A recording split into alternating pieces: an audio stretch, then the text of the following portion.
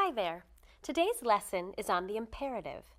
I often use the imperative to give instructions to my class. For example, work with a partner. Don't work alone. Use a pencil. Don't use a pen. Work with a partner and use a pencil are affirmative imperatives. Don't work alone and don't use a pen are negative imperatives. We use don't or do not with negative imperatives. To make instructions more polite, we say please. For example, please don't talk. Please help your partner. Please can go at the beginning or the end. Don't talk, please. Help your partner, please. On the street, I sometimes use the imperative to give directions.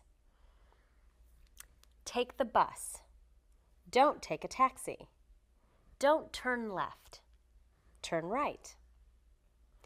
We start affirmative imperative statements with a verb. Take the bus. Turn right. We start negative imperative statements with don't and a verb. Don't take a taxi. Don't turn left. One more thing. Do not use the subject pronoun you with the imperative. Take the bus, not